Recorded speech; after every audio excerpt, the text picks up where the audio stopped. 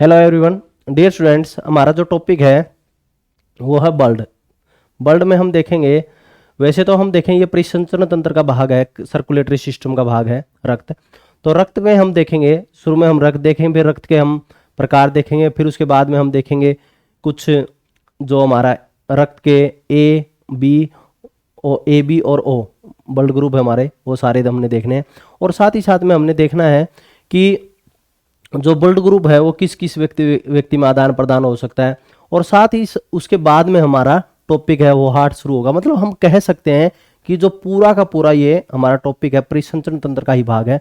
तो हम देखेंगे पहले ब्लड, रुधिर, रुधिर बोल देते हैं हम हिंदी में, रक्त बोल देते हैं, ठीक है। जो ब्लड है ये हमारा एक क्या है, श्योंजी उत्तक है। हम कह सकते हैं कि ये क्या है, कनेक्टिव टिश्यू है, ठीक है। तो कई बार ये पूछा जाता है कि रक्त क्या है, कौन सा उत्तक है, श्योंजी उत्तक है, ठीक है। और ये अर्ध ठोस होता है, ठीक है। तो हम ये कह सकते हैं यह एक अर्ध ठोस है, यह एक अर्ध ठोस है, अर्ध ठोस है।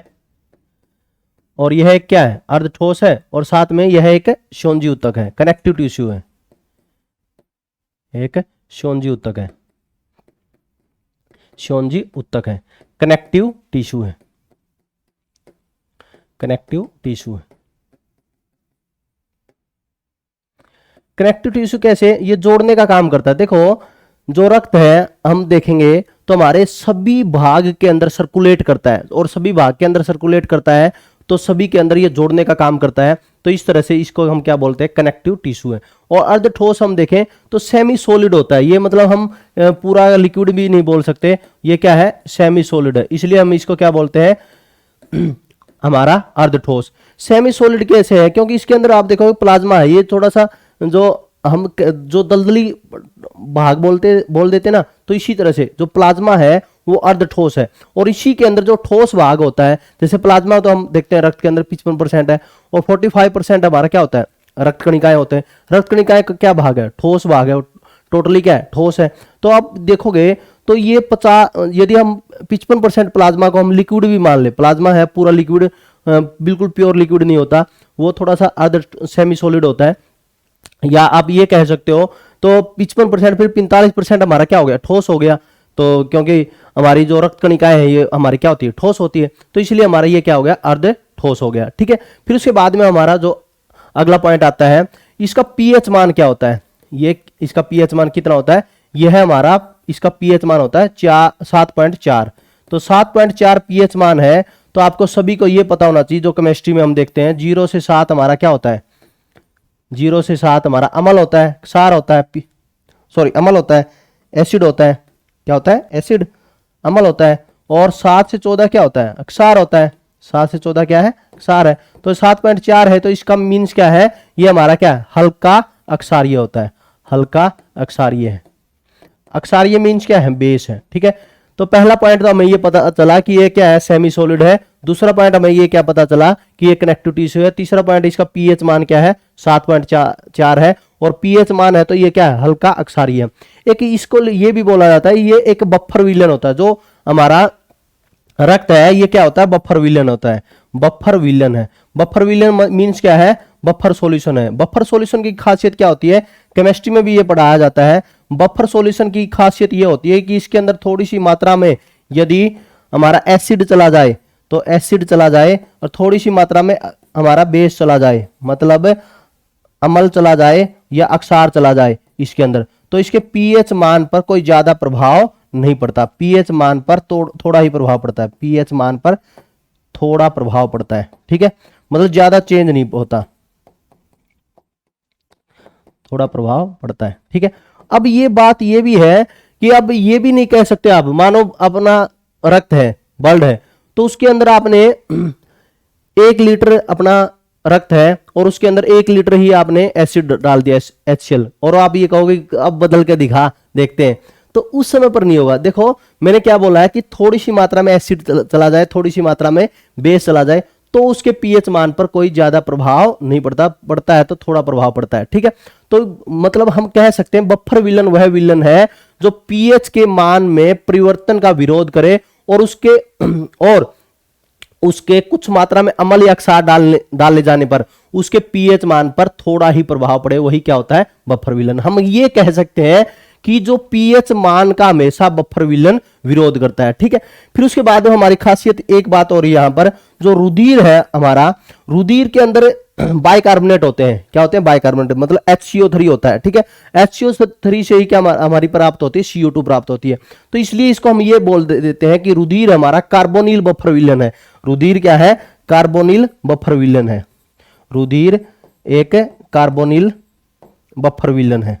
रक्त हमारा क्या है, कार्बोनिल बफर विलन है, बफर विलन है।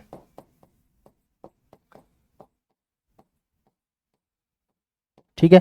तो जो हमारा जो इसके अंदर जो बाइकार्बोनेट पाए जाते हैं, बाइकार्बोनेट, रक्त में क्या होते हैं, बाइकार्बोनेट, और उसी बाइकार्बोनेट से हमारे क्या प्राप्त होती है, उसी से हमारी प्राप्त होती है CO2 प्राप्त होती है, ठीक है। तो इसलिए हम इसको बफर को क्या, रुधिर को क्या बोल देते हैं, ये एक कार्बोनिल बफर विलन है। ये बात आपको थोड़ी सी ध्यान रखनी है, ठीक है। फिर उसके बाद में हमारी एक खासियत बात और आती है कि रुधिर की उत्पत्ति कहां से हुई है। देखो, जब भी बच्चा जो जन्म लेता है, जब बच्चा जन्म लेता है तो उसके अंदर एक्टोडर्म, एंडोडर्म, मेसोडर्म, ये हमारी एक तरह से सेल बनती है, ठीक है। जो एक लेयर बनती है गर्भ के अंदर, जो गर्भ की, जब शिशु गर्भ में होता है तो उसमें लेयर बनती है, वो क्या होती है, एक तो एक्टोडर्म होती है, एक मेसोडर्म होती है, एक एंडोडर्म होती है। तो हम देखते हैं जो मेसोडर्म होती है, मेसोडर्म ही हमारी रुधिर की उत्पत्ति करती है, ठीक है। तो ये पूछ लिया जाए कि रुधिर की उत्पत्ति, जब भी पूछा जाएगा तो ये पूछा जाएगा कि रक्त की उत्पत्ति, रक्त की उत्पत्ति कहां से होती है। रक्त की उत्पत्ति है वो मेसोडर्म से होती है। ये बात आपको ध्यान रखनी है। रक्त की उत्पत्ति कहां से होती है, मेसोडर्म से होती है, मेसोडर्म से होती है, मेसोडर्म से होती है, मेसोडर्म।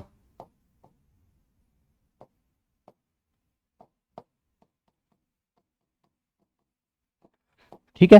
तो आपको ध्यान में आ गया सभी के। और ये सबसे इंपॉर्टेंट पॉइंट आपका जो बाइकार्बोनेट वाला है, ये ध्यान रखना। जब भी आप, कई बार आपने ध्यान किया होगा, ये बोला जाता है कि साइनाइड डालते ही, साइनाइड डालते ही व्यक्ति की मृत्यु हो जाती है। साइनाइड डालते ही व्यक्ति की मृत्यु क्यों हो जाती है, क्योंकि साइनाइड डालते ही जो हमारे बाइकार्बोनेट होते हैं, वो कुछ इंजाइम बाइकार्बोनेट को हमारे CO2 में तोड़ने का काम करते हैं। तो उस इंजाइम पर सीधा ही साइनाइड अटैक करता है, और अटैक करने की वजह से उसमें वो CO2 में नहीं बदल पाता, और CO2 में नहीं बदल पाता तो इसकी वजह से मानव शरीर के अंदर जो बाइकार्बोनेट की मात्रा बढ़ जाती है और व्यक्ति की मृत्यु हो जाती है। तो इसी वजह से एक अक्षर भी मुंह से नहीं निकलता, इसी वजह से ऐसा कहा जाता है।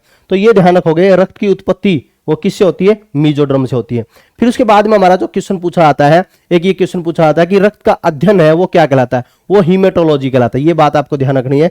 रक्त का अध्ययन है, रक्त का अध्ययन हीमेटोलॉजी कहलाता है।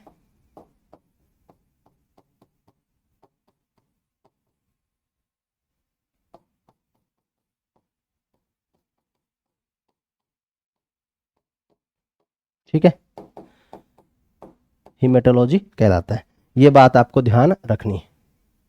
फिर उसके बाद में हम बात करेंगे आगे, जो रक्त है हमारा, यहां से एक क्वेश्चन और पूछा जाता है, जो रक्त के बारे में पूछा जाता है कि ये एक हमारा जो स्योंजी ऊतक है, तो इसके अंदर कौन कौन से प्रोटीन नहीं पाए जाते। ये बात आपको ध्यान रखनी है। जो कोलेजन होता है और एक इलास्टिन होता है, ये प्रोटीन होते हैं, ये हमारे रक्त के अंदर पाए नहीं जाते, ठीक है। रुधिर हमारा क्या एक स्योंजी ऊतक है, और जो कोलेजन और इलास्टिन नामक प्रोटीन है उसके अंदर नहीं पाया जाता। इनको रेशे भी बोल देते हैं, फाइबर भी बोल देते हैं, ठीक है। इसमें इलास्टिन, इलास्टिन, इसको रेशे भी बोलेंगे, फाइबर भी बोलेंगे, और प्रोटीन भी होते हैं। ये बात आपको ध्यान रखनी है, ठीक है। इलास्टिन व कोलेजन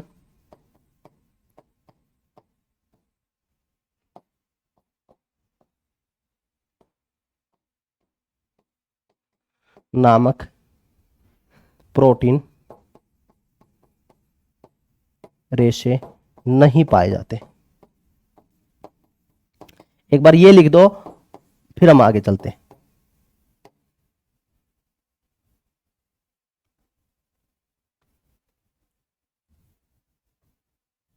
जल्दी।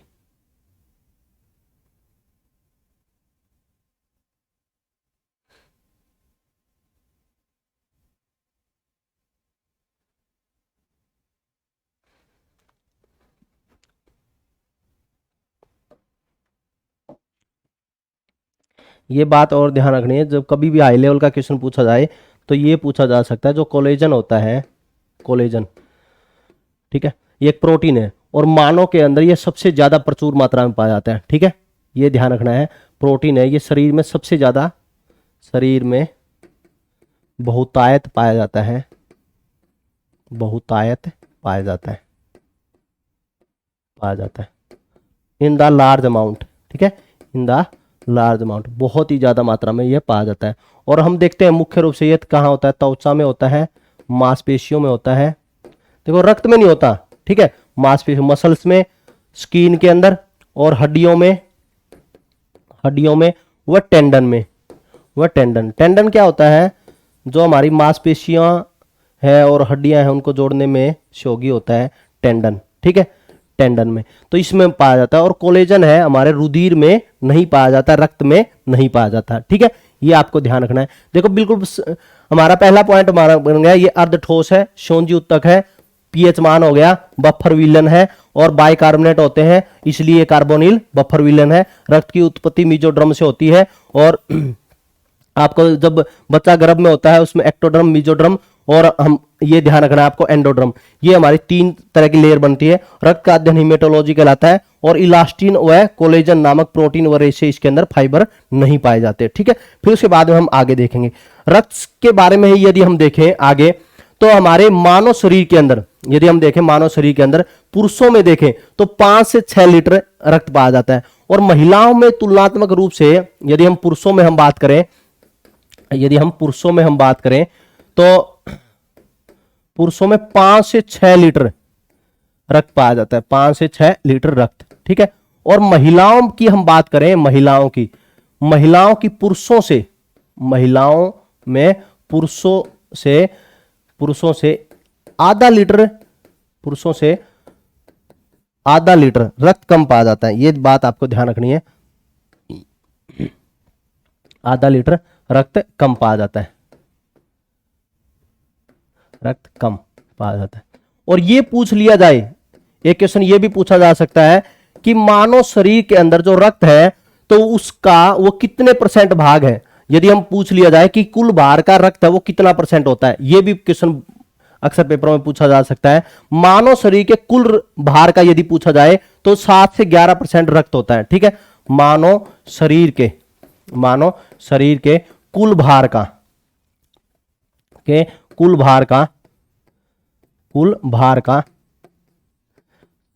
कुल भार का 7 से 11% रक्त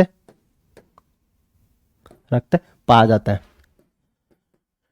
ठीक है। अब इसलिए बताया मैंने ये आपको, यदि आप ये कह दो कि सर 5 से 6 लीटर है, मैंने कोई 200 किलो का व्यक्ति हो और उसके अंदर 5 से 6 लीटर रक्त नहीं, फिर उसमें हम इस रूप से काउंट करेंगे।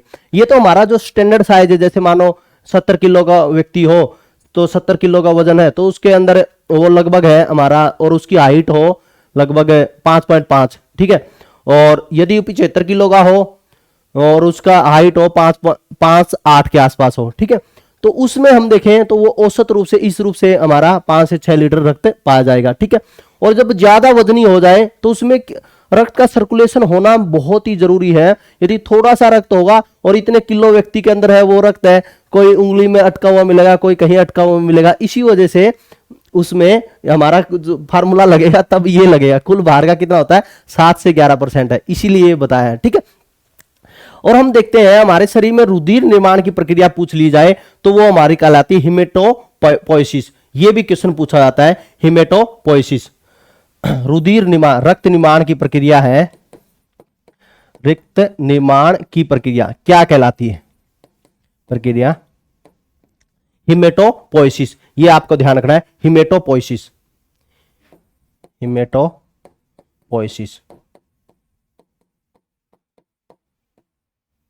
कहलाती है,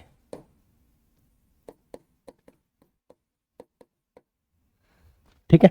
फिर उसके बाद में हम देखें अगला पॉइंट, जब भी हमारे रक्त की हम बात करते हैं ब्लड बैंक में, आपने ध्यान किया होगा जो रक्त बैंक के अंदर जब रक्त आप डोनेट करते हो तो उस समय पर उस व्यक्ति का जो उसमें डेट भी लिखी जाती है, क्योंकि उस रक्त का आरबीसी, डब्ल्यूबीसी और प्लेटलेट्स का कुछ जीवन काल होता है। इतने, जैसे आरबीसी का जीवन काल 120 दिन है, 120 दिन के बाद में आरबीसी की डेथ हो जाएगी, फिर वो रक्त भी खराब हो जाएगा। डब्ल्यूबीसी का भी इसी तरह से जीवन काल होता है, इसी तरह से हमारा प्लेटलेट्स का जीवन काल होता है। इनका जीवन काल कम होता है, इसी वजह से आपने देखा होगा जब प्लेटलेट्स है चढ़ाई जाती है किसी व्यक्ति में तो उसका जीवन काल कम है, डब्ल्यूबीसी जीवन काल कम होता है, तो इसी वजह से उस समय पर यह कहा जाता है कि नया रक्त चढ़ाना है। ठीक है, तो इस रूप से हम देखते हैं तो हमारा रक्त है जो हिपेरिन होता है हमारे शरीर के अंदर, हिपेरिन की वजह से हमारे शरीर के अंदर रक्त का थक्का नहीं जमता। ठीक है, अब बाहर आपने रक्त डोनेट कर दिया, बाहर रक्त डोनेट करोगे तो उस समय पर ये भी यही चांस रहेगा कि रक्त का थक्का कहीं बाहर जम जाए, तो इसी वजह से वहां पर रक्त जो ब्लड बैंक होता है तो उसमें एक तो टेम्परेचर ध्यान रखना पड़ता है, तो 40 फारेनहाइट पर रखा जाता है, लगभग 4.4 डिग्री सेंटीग्रेड पर रखा जाता है। साथ के अंदर उसमें हमारे डाले जाते हैं हिपेरिन की तरह एंटी जो कोगुलेंट डाले जाते हैं, इसको बोलते हैं प्रतिस्कंदक, जो रक्त का थक्का प्रतिस्कंदक के विपरीत काम करे। कोगुलेंट, कोगुलेंट में थक्का जमना, तो थक्के के विपरीत काम करे, प्रतिस्कंदक के रूप में काम करे, उसको हम बोलते हैं सोडियम ऑक्सीलेट बोलते हैं, सोडियम सिट्रेट बोलते हैं, सोडियम डेक्सट्रेट बोलते हैं। ईडीटीए का सॉल्यूशन होता है। ईडीटीए क्या होता है? इथिलीन डाई एमीन टेट्राएसीटेट होते हैं, ये सारा इसके अंदर मिलाते हैं। ठीक है, तो ये मैं पॉइंट लिख देता हूं। हम पहला पॉइंट हमारा ये है कि टेम्परेचर कितना होना चाहिए, पहला पॉइंट हमारा ये है। ठीक है, ब्लड बैंक में रुधिर का, रक्त बैंक में, रक्त बैंक में, ब्लड बैंक में, बैंक में रुधिर का तापमान, रक्त का तापमान का ताप 4.4 डिग्री सेंटीग्रेड होना चाहिए। ठीक है, ठीक है, फिर उसके बाद में अगला, रक्त बैंक में हिपेरिन के स्थान पर, में हिपेरिन के स्थान पर,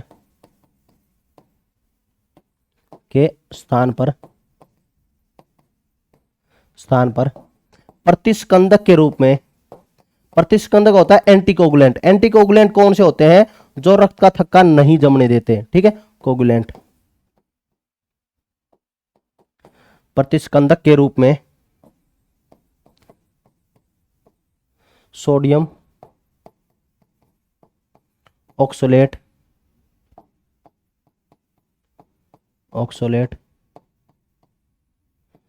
sodium citrate,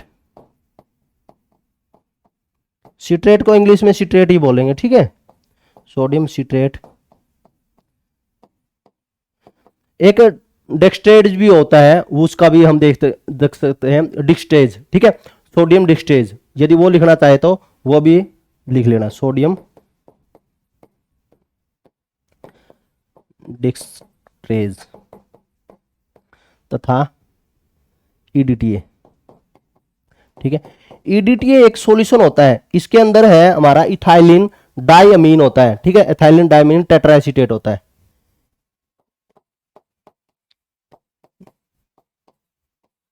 diamine tetra acetate होता है, टेट्रा एसीटेट।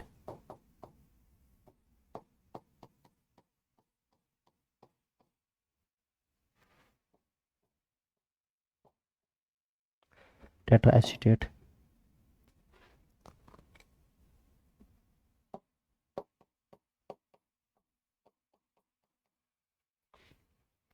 रक्त बैंक में हिपेरिन के स्थान पर क्या होगा? प्रतिस्कंदक के रूप में सोडियम ऑक्सीलेट, सोडियम सिट्रेट या सोडियम डिक्सट्रेज।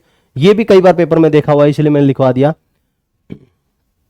और ईडीटीए का उपयोग किया जाता है, ये लिख दो आप, फिर हम आगे चलेंगे।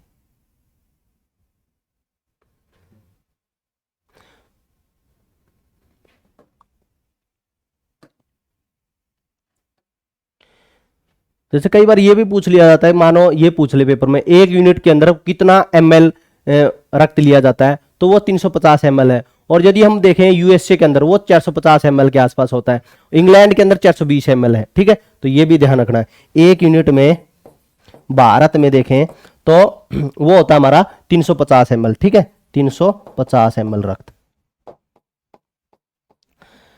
यूएसए के अंदर लगभग होता है 450 ml, ठीक है, यूएसए में 450 ml। ब्रिटेन में हम देखें, ब्रिटेन में वो 420 ml होता है 1 यूनिट रक्त के अंदर। ठीक है, ये आपको ध्यान रखना है।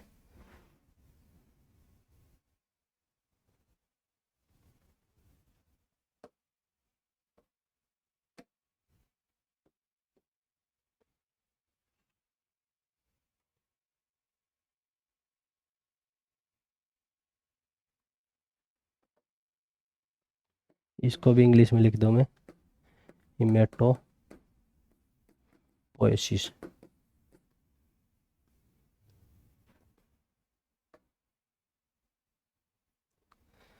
अब हम आगे चलते हैं, थोड़ा सा इसका रिवीजन कर लेते हैं। देखो पुरुषों में कितना है, 5.6 लीटर रक्त होता है, और महिलाओं में क्या है, पुरुषों की तुलना में आधा लीटर मतलब 0.5 लीटर रक्त है वो कम पाया जाता है। मानव शरीर के कुल भार का कितना होता है, 7 से 11% होता है। और मैंने रूल बताया था कि किस तरह से पुरुषों का यदि भार ज्यादा हो, महिलाओं का यदि भार ज्यादा है, तो उस समय पर यह फार्मूला लगेगा। रक्त निर्माण की प्रक्रिया है वो क्या कहलाती है, हिमेटोपोएसिस कहलाती है। ठीक है, इंग्लिश में भी मैंने लिख दिया। रक्त बैंक में रक्त का ताप है वो 4.4 डिग्री सेंटीग्रेड होता है। यदि इसको फारेनहाइट में कन्वर्ट करें तो लगभग है वो 40 फारेनहाइट के आसपास आएगा। ठीक है, लगभग 40 फारेनहाइट के आसपास आएगा। ठीक है, तो आपको सभी को पता है कि 0 डिग्री सेंटीग्रेड वो हमारा लगभग है वो 32 फारेनहाइट के आसपास आता है, तो उसमें 4.4 डिग्री सेंटीग्रेड का हम देखें तो 40 फारेनहाइट होता है। ठीक है, रक्त बैंक में हिपेरिन के स्थान पर किसका प्रयोग करते हैं, प्रतिस्कंदक होता है।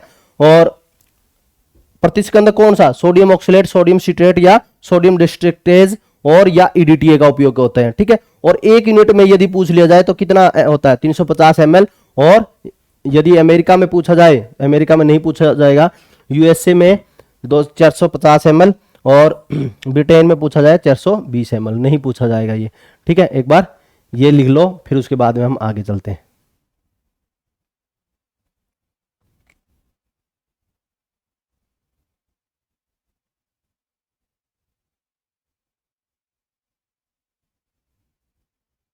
लिख दिया होगा। अब आगे चलते हैं, हम बात करें यदि रुधिर की, रक्त की। रक्त में हम देखें तो प्लाज्मा होता है और रक्त कणिकाएं होते हैं। अब इसके बारे में हम बात करेंगे। रक्त है हमारा,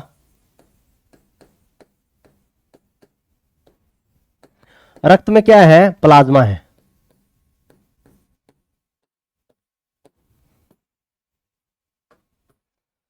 प्लाज्मा होता है और क्या होती है, रक्त कणिकाएं होती है।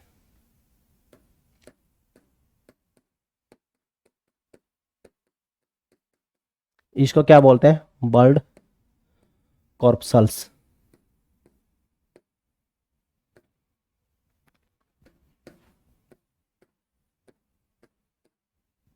ये हमारा 55% है। ठीक है, और ये हमारा क्या है, बाकी 45% हमारा ये। ठीक है, ये हमारा लगभग हम कहें कंप्लीट तो दरो रूप से नहीं बोल सकते हम, थोड़ा सा दरो रूप में होता है।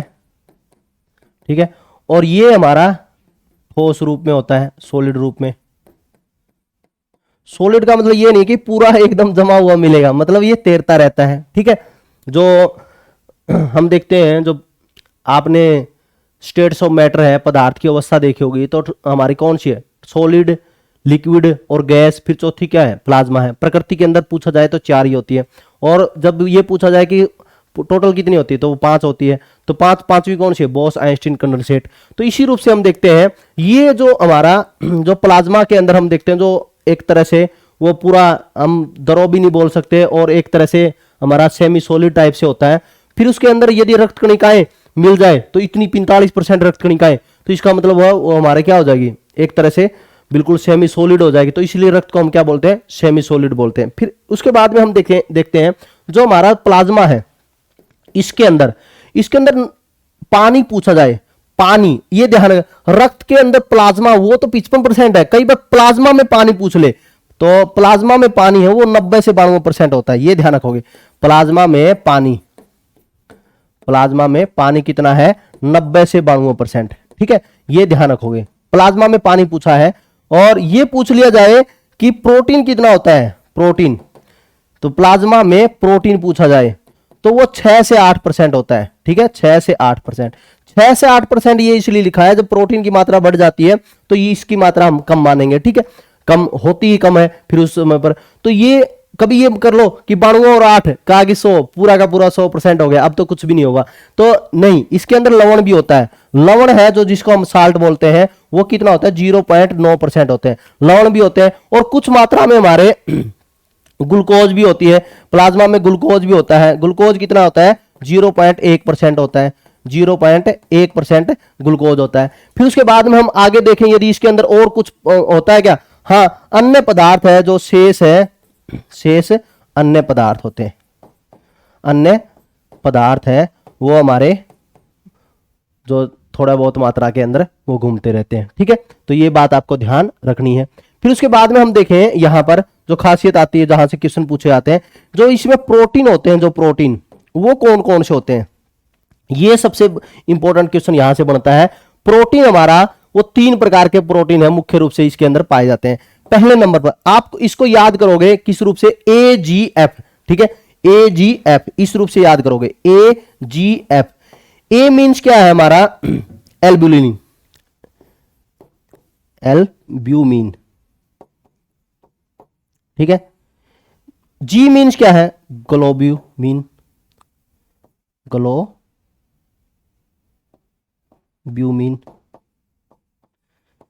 एफ मीन्स क्या है फाइब्रोनोजन, फाइब्रोनोजन, फाइब्रोनोजन। अब यहां पर देखेंगे रक्त कणिकाएं, यहां पर ये कितने प्रकार की होती है, ये हमारी 3 प्रकार की है। जैसे आरबीसी है रेड ब्लड कॉर्पसल्स, डब्ल्यूबीसी है इनको व्हाइट ब्लड सेल्स बोल सकते हैं, यहां पर कॉर्पसल्स इसी को बोलेंगे, उसका भी कारण मैं आरबीसी में बताऊंगा आपको। तीसरे नंबर के अंदर होता है ब्लड प्लेटलेट्स, ब्लड प्लेटलेट्स, इसको हम बोलते हैं रक्त बिंबाणु, रक्त बिंबाणु।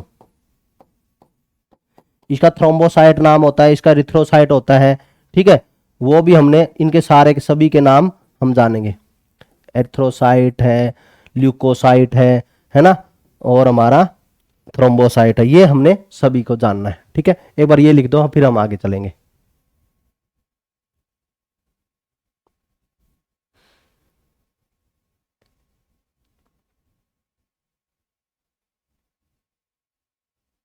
ठीक है, लिख दिया हुआ।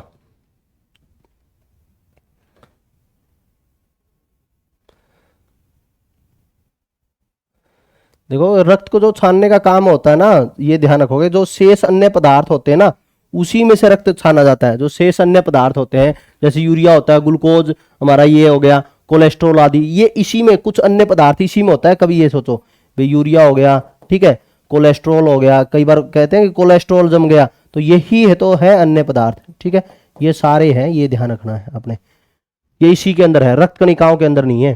ठीक है, आगे देखते हैं। फिर उसके बाद में हमारा क्वेश्चन राइज होता है आगे, जो प्रोटीन है वो 3 प्रकार के जो मैंने बताए थे AGF, उनके बारे में हम देखना है। पहले नंबर पर तो आपको ये ध्यान रखना है, जो प्लाज्मा है, प्लाज्मा के अंदर जो प्रोटीन है, प्लाज्मा में प्रोटीन, तो ये पूछ लिया जाए कि इनका संश्लेषण कहां पर होता है। सबसे पहले तो यही क्वेश्चन है, आसानी से यही पूछ लिया जाता है, प्लाज्मा का जो संश्लेषण होता है, संश्लेषण मीन्स क्या है सिंथेसिस, सिंथेसिस मीन्स क्या है निर्माण। ठीक है, सिंथेसिस मीन क्या है निर्माण। तो प्लाज्मा में जो प्रोटीन होते हैं उसका निर्माण,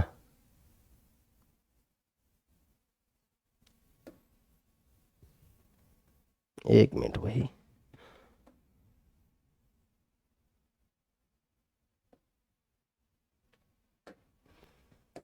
प्रोटीन का संश्लेषण। ठीक है, प्लाज्मा के प्रोटीन का संश्लेषण है वो कहां होता है, वो हमारे लीवर में होता है। ठीक है, लीवर में, यकृत में।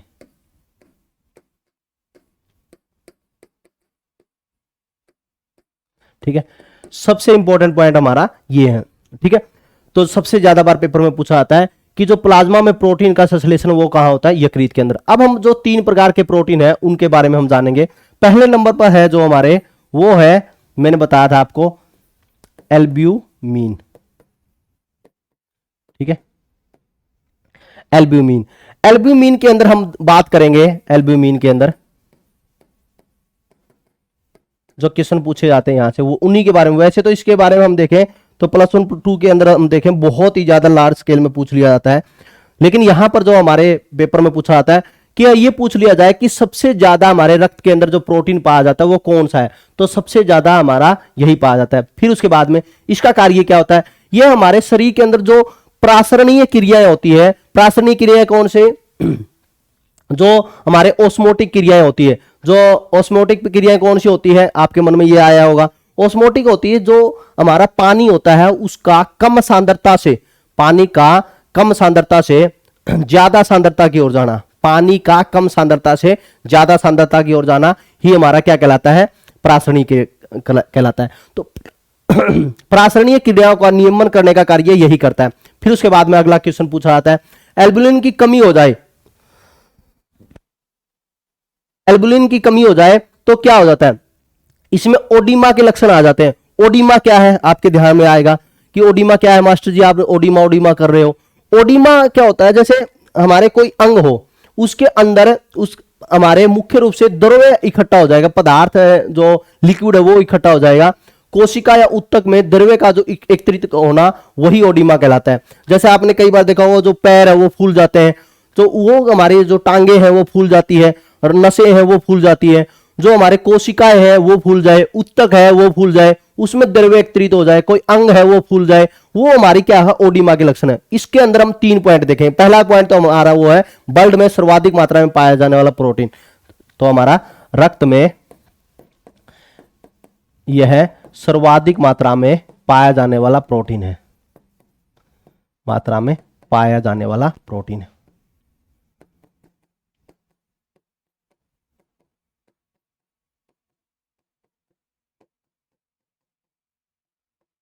दूसरा है यह प्रासरणीय क्रियाओं, प्रासरणीय क्रियाओं, ऑस्मोटिक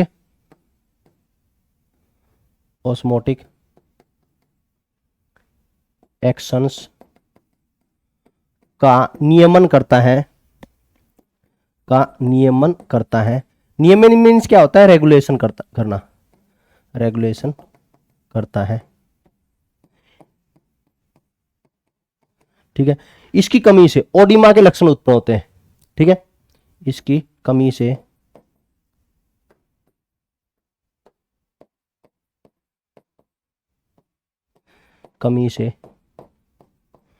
ओडीमा के लक्षण उत्पन्न होते हैं।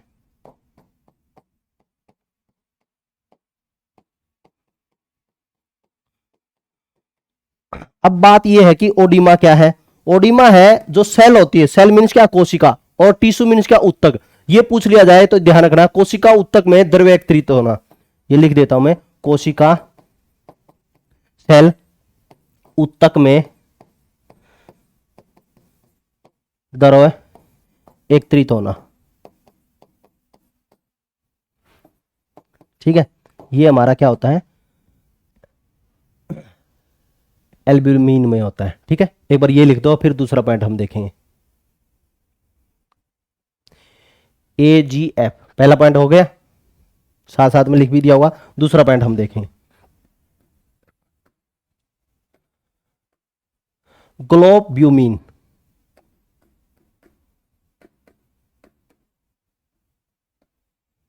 ठीक है, ग्लोब्यूमिन।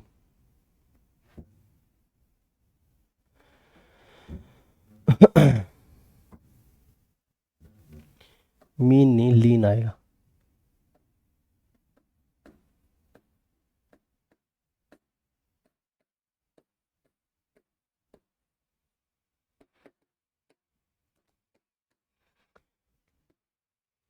तो इसमें आपको 2 पॉइंट ही समझने हैं केवल। ठीक है, पहला पॉइंट हमारा ये है कि इसके अंदर 3 प्रकार की ये 3 प्रकार के होते हैं, अल्फा बीटा और गामा, ठीक है। फिर ये पूछ ले कि अल्फा बीटा का निर्माण कहां होता है, तो यकृत में होता है। और ये पूछ ले कि गामा का निर्माण कहां होता है, बस ये ध्यान रखना है लसिका के में होता है। और ये मुख्य रूप से जो हमारे ग्लोब्यूलिन होते हैं, इसका मुख्य रूप से प्रतिरक्षा तंत्र होता है जो हमारे शरीर के अंदर, उसको मजबूत करने का कार्य करता है। जो हमारा प्रतिरक्षा तंत्र मीन्स का एंटीबॉडी जो सिस्टम होता है, शरीर रोगों से लड़ने की जो शक्ति होती है, तो यही ग्लोब्यूलिन है हमको प्राप्त करने का काम करता है, ठीक है। तो पहला पॉइंट तो मैं यही लिख देता हूं, यह है हमारे शरीर में प्रतिरक्षा तंत्र को मजबूत करता है, शरीर में प्रतिरक्षा तंत्र को मजबूत करता है, प्रतिरक्षा तंत्र को मजबूत करता है।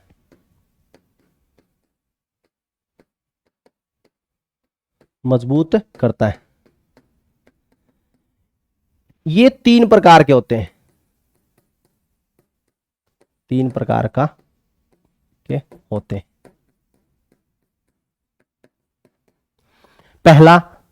पहले तो मैं बता दूं, अल्फा बीटा और गामा को हम इस रूप से करते हैं, ठीक है। गामा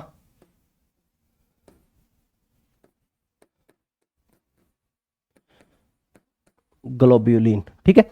और ये पूछ ले कि अल्फा बीटा का संश्लेषण, अल्फा बीटा का संश्लेषण कहां होता है, यकृत में। संश्लेषण मीन्स क्या, निर्माण, ठीक है, लीवर में होता है, यकृत में, जिगर में, मेरे जिगर दा टुकड़ा, यही है वो। फिर हमारा गामा, गामा का संश्लेषण, गामा का संश्लेषण पूछ ले, वो लसिका में होता है। लसिका क्या होता है मास्टर, आपके मन में यह आया होगा, लसिका, लसिका होता है लिम्फ, लिम्फोसाइट जिसको हम बोलते हैं। आपके मन में होगा कि मास्टर ये लसिका तो बता दिया आपने, लिम्फ बता दिया, लेकिन है क्या।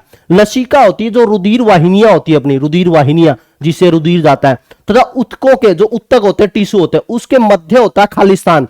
तो उसके खालिस्तान में एक रंगीन, बिल्कुल रंगीन स्वस्थ तरल पदार्थ होता है, वही क्या होता है, हमारा लसिका होता है। और उसी लसिका के अंदर गामा का संश्लेषण होता है। तो आप ये कहोगे मास्टर ये थोड़ा सा समझ में नहीं आया, बस ये ध्यान रखना है, जो रक्त वाहिनियां होती है अपनी, रक्त वाहिनियां, और जो हमारा रक्त वाहिनियां और हमारी जो उत्तक, उसके मध्य खालिस्तान होता है। और उसी खालिस्तान में रंगीन पदार्थ मिलेगा, रंगीन पदार्थ है, बिल्कुल स्वस्थ मिलेगा और एक और तरल रूप से मिलेगा, वही हमारा क्या होता है, लसिका। और लसिका में ही किसका होता है, गामा का संश्लेषण होता है। किसका होता है, गामा का संश्लेषण होता है। फिर उसके बाद में हम देखेंगे, लास्ट हमारा है फाइब्रोनोजन, ठीक है। लास्ट हमारा क्या है, फाइब्रोनोजन। तीसरे नंबर पर हमारा क्या है, फाइब्रोनोजन। पहले हिंदी लिखते हैं, फिर ब्रैकेट में इंग्लिश लिखते हैं, फाइब्रिनोजन।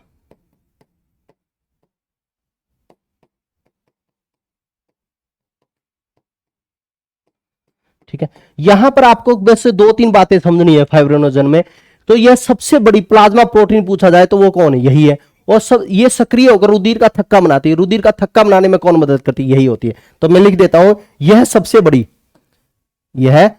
बड़ी प्लाज्मा प्रोटीन है। यह सबसे बड़ी प्लाज्मा प्रोटीन है, सबसे बड़ी प्लाज्मा प्रोटीन है, प्लाज्मा प्रोटीन है जो रक्त का थक्का जमाने में मदद करती है, जो रक्त का थक्का जमाने में मदद करती है।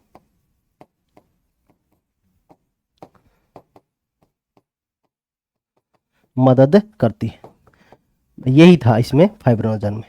एक बार लिख दो आप, बस एक पॉइंट और रह गया इसमें, फाइब्रोनोजन के बाद में एक पॉइंट और रहता है। यह सबसे बड़ी प्लाज्मा प्रोटीन है जो रक्त का थक्का जमाने में मदद करती है। और यह बात ध्यान रखनी है, सक्रिय होकर करती है। यह सक्रिय होकर ऐसे एक्टिव होके, क्योंकि जो नोजन होता है ना जिसके पीछे, वो हमारी क्या है, नोजन, वो निष्क्रिय रूप में होती है। नोजन हमारा ये क्या, निष्क्रिय, फिर उसके बाद में सक्रिय होगी, ठीक है। फाइब्रोनोजन मींस क्या है हमारा, फाइब्रोनोजन, तो फाइब्रोनोजन का सक्रिय रूप ही हमारा क्या होता है, फाइब्रिन कहलाता है। फिर उसके बाद में फाइब्रिन में बन जाती है, ठीक है। ये ध्यान रखना, मैं लिख देता हूं, यह सक्रिय होकर, यदि थोड़ा कोई डीपली पूछने लग जाए ना आपसे कोई, यह सक्रिय होकर ही करती है, सक्रिय होकर रक्त का थक्का जमाती, ठीक है। और हमारा जो सक्रिय होकर इसका नाम बन जाता है, ये ध्यान रखना है, फाइब्रिन। फाइब्रिन है, फाइब्रिन इसका सक्रिय रूप है, फाइब्रिन।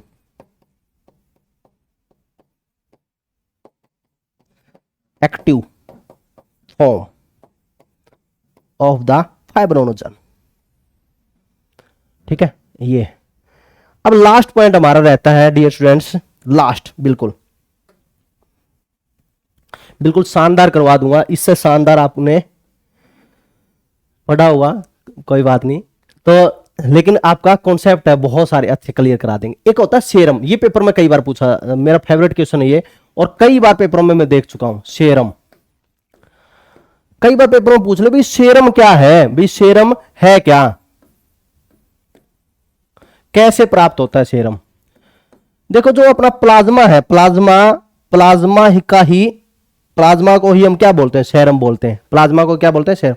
जब प्लाज्मा में से फाइब्रोनोजन निकाल दें तो शेष जो प्लाज्मा बचेगा वही हमारा क्या होता है, सेरम। ठीक है, तो हम देखते हैं जब प्लाज्मा में से, ये ध्यान रखोगे, जब प्लाज्मा में से फाइब्रिनोजन निकाल दिया जाए